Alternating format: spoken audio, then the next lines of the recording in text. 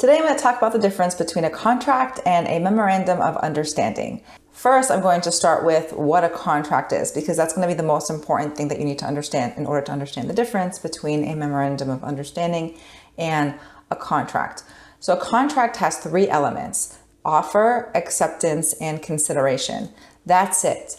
Notice that it's some sort of intent to be bound or knowledge or understanding that you are entering into a contract is not an element. If you have offer, acceptance, and consideration, you have a contract. People know what an offer and an acceptance is, but what is consideration?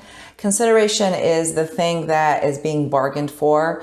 It could be money, it could be a promise to refrain from an action or to do something. So for example, if you go to the store offers you an item, so like an orange, and you accept the item, that's the acceptance, and then you pay for the orange, that money is consideration. If someone comes to paint your house, you offer the painter X amount of money to paint your house. The painter will accept the offer, and then the consideration is the payment for the painting job. So now that we know that, it's important now to understand that just because a document is called contract or a document is called memorandum of understanding makes it not so. In other words, a contract could be titled a contract, but if it doesn't have all of the elements of a contract, then it's not a contract. Similarly, if a memorandum of understanding is called memorandum of understanding, doesn't mean that it's not binding. It could still actually be a contract. So that's why it's important to understand exactly what you're signing, and you don't want to be in a situation where you think you're just signing a memorandum of understanding, but in reality, you've put yourself into a contract. What do people in businesses use memorandums of understanding for? Typically just to document, as the title may be obvious, an understanding. So to document the understanding of a series of events, to document a conversation. I see it as more of a documentation tool, like a paper trail, so that there's no dispute later.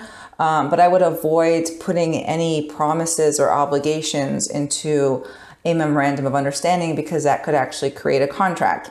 Now you might think, well, what if we create an obligation, but we don't make it binding?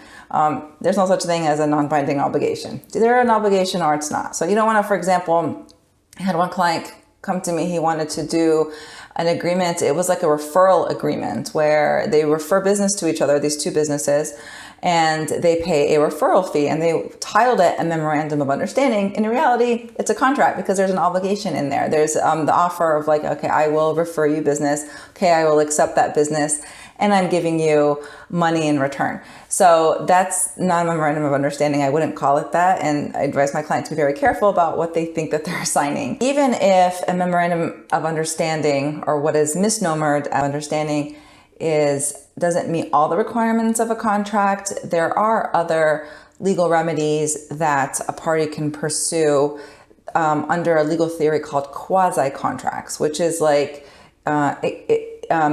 which is basically a legal theory that is to the effect of we did not meet all the elements of a contract, or this is not a valid contract, but there are contract-like claims, hence the term quasi-contract, that could still result in a basis for a lawsuit. So again, it's very important to know the difference between a memorandum of understanding and a contract.